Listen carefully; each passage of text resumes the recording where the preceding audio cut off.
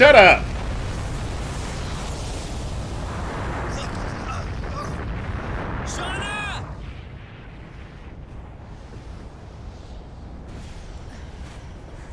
She might be okay. Darn!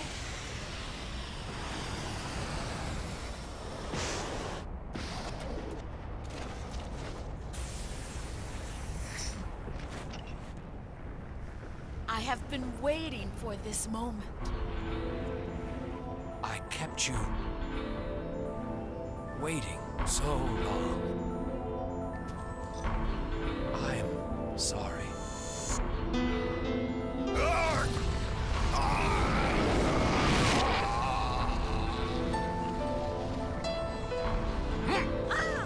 What? Dare you? Inferior humans cannot outshine me, a god.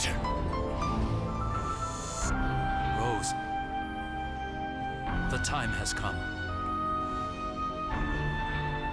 This is the end of our long journey.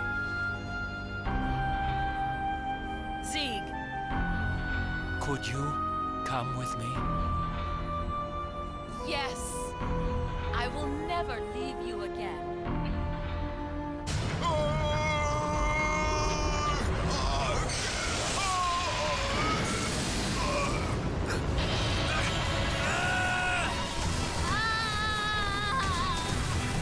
The atmosphere!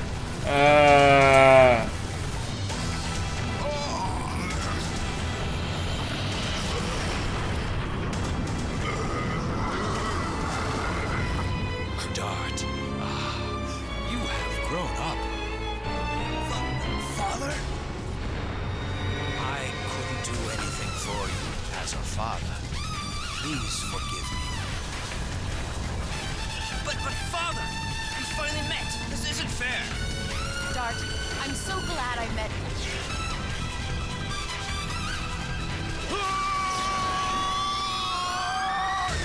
Rose! Father! Go, Dart.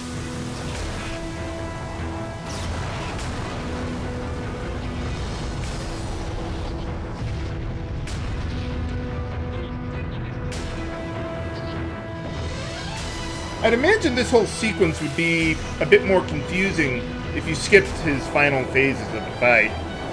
Or maybe just the last one, even. They would even skip the whole 5th, 6th, 7th generation, whatever stuff. My role is ended. Blaze the way to the future by yourselves. This is your age to live. With Shauna. What are you talking about? We can all live together.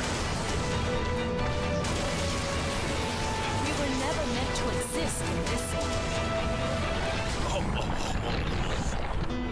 No! My age ended in remote antiquity.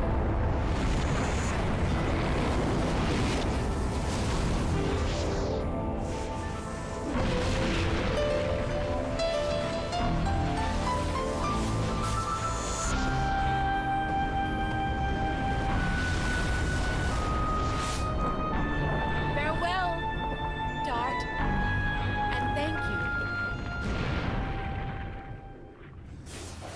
I was gonna say, are we ever gonna get out of this thing? How big is the moon? Come on! Well, actually, probably is pretty big. But it's like, we keep on trying to escape this thing, and... yeah, just kept on finding more layers of the moon, or something like an onion.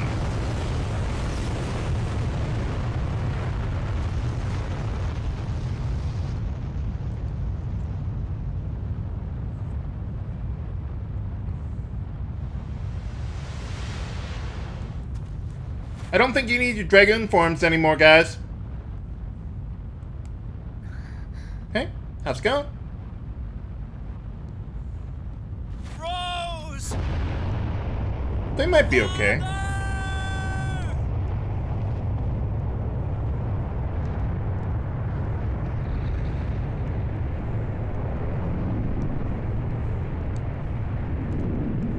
Oh.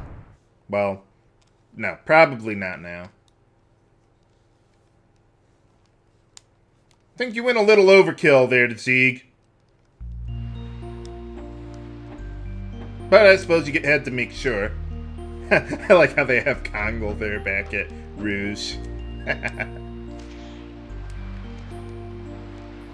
I'm surprised Kongol can maintain his balance.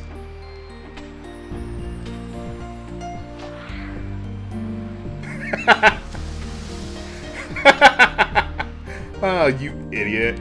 It's too bad they didn't bring Kongol to more of the story and stuff. He didn't really have a whole lot of dialogue. I mean, I suppose that was his nature, but I'd have preferred him if he was more like a big goofy idiot like Haschel. But I suppose they deserve each other. So what are Dart and Shauna gonna do? Are we gonna just go back to Celis that's been burned to the ground and stuff? How are you living in the palace like that anymore? Half of it was like totally wrecked. Well, maybe they somehow rebuilt it or something, or maybe some of the Winglies helped out. I mean, we're all equal now, I guess.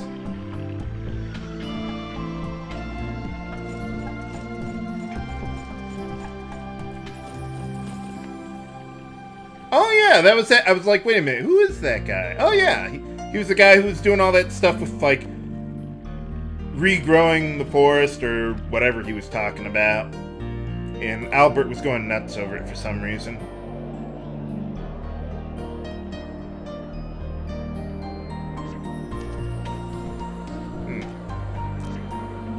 Yeah, I was gonna say, are the Winglies gonna be coming out? Well, apparently so.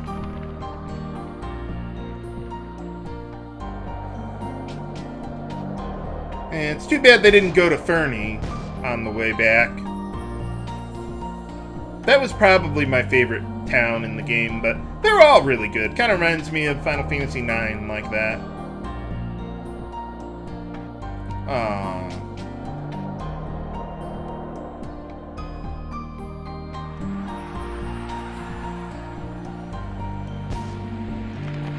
Oh, yeah, we saved the world and everything.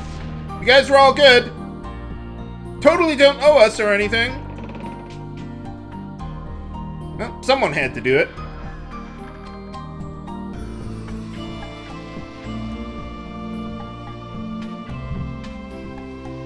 So what's all this? I don't know. I mean, I'm guessing it's still in Bale.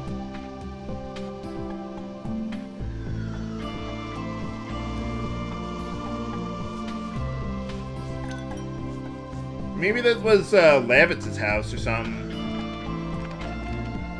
I don't know. Oh, they are rebuilding after all. Hooray! Seems not nearly as bleak as it was the last time I paid a visit there.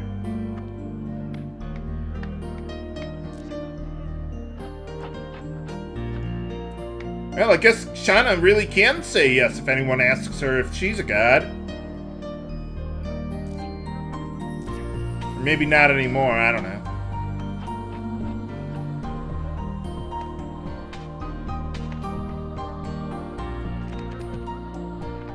Hey, get out of here, bird. We're having a tender moment. Stop judging me! Game? Are we... There we go. Sorry if I sound a little different from before, but for some reason the game froze on me before I could even get to the credits there.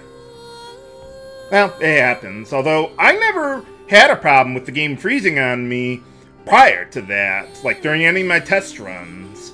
Some people said they were, like, the game would freeze on certain cutscenes, or like Dragoon transformations, or something or other. I never had a problem with that, at least with the PS3 version. I've never played a physical version of the game, so yeah, I don't know. Let's take a look back at our adventure and review the game.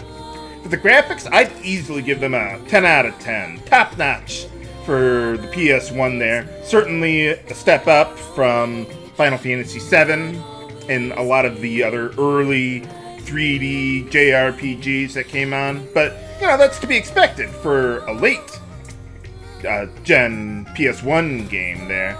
It always amazes me how much graphics improve over the course of a generation of video games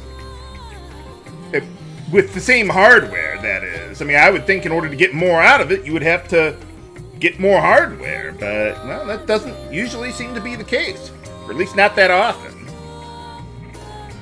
Yeah, for the music, I'd also give it a 10 out of 10. Got kick-ass battle themes, multiple boss themes, world map themes, happy music, sad music, cover the full range of emotions. It does everything that I would want to get out of music of the game.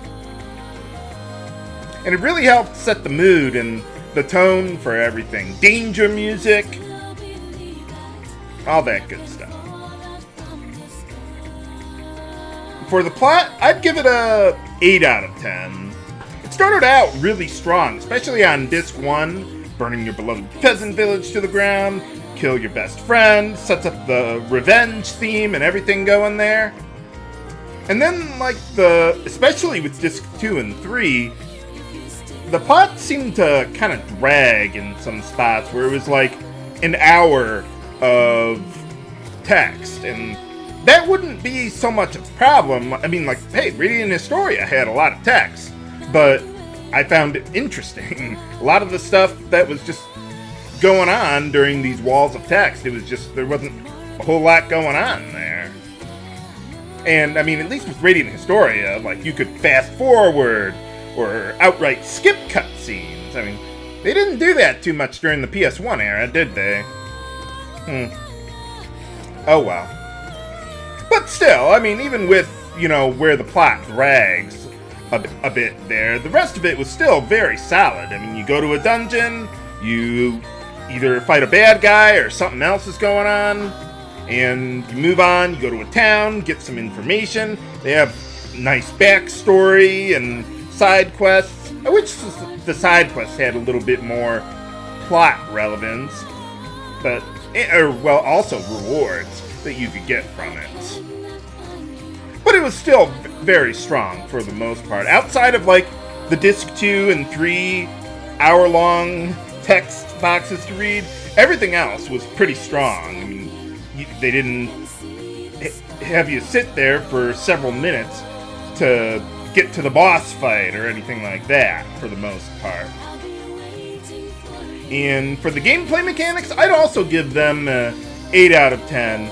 The timing mechanics were alright there. I had a lot of trouble with them the first time I played the game, though. It took me a good couple discs to actually get decent at doing the timing mechanics. I don't know if it was just the PS3 version, or upscaling lag, or wireless controller lag, or any other excuse you want to use, I don't know. But once I got the hang of it, then it was good.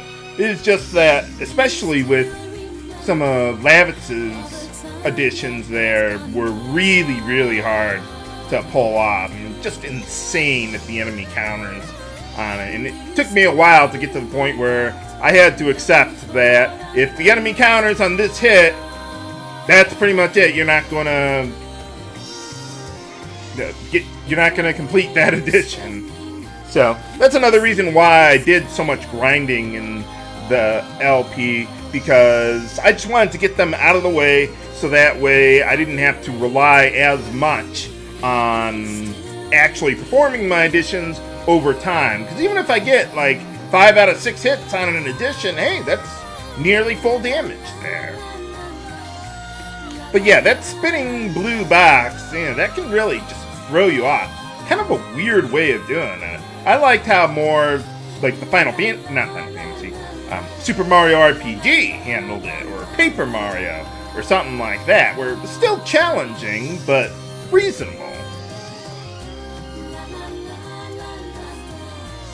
But yeah, it was still made it more interesting than, you know, just press X to win and all that stuff, so give it props for that. I didn't really care much for the Dragoon stuff. I wish they made them more useful, but oh well. Yeah, same thing with, what is it, like the status inflicting items, but they had a lot of the buffs and debuffs through the items, so I thought that was really good there. So overall, I'd give the game a 9 out of 10. Top-notch game for the PlayStation 1. I heard it sold as good as like Chrono Cross, which, yeah, that kind of surprises me there. But I suppose they did have a pretty big ad campaign for it, too. I remember actually seeing the commercial back then. I just wasn't really into it at the time because I was, well, busy playing Magic the Gathering or something. Aww.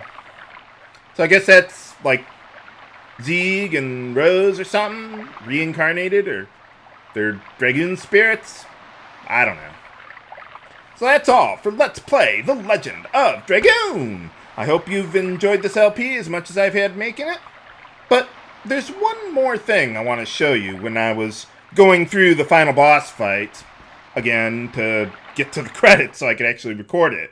We got Dart's Ultimate Edition with the Divine Dragon that I managed to perform perfectly once. But yeah, I have no plans for any bonus episodes other than showing this off here. I'm probably going to take some time off and, well, maybe start my next LP or maybe upgrade my side LP to a main LP. I don't know. We'll see how it goes. This is H.G. Bailey signing off. Have a good day!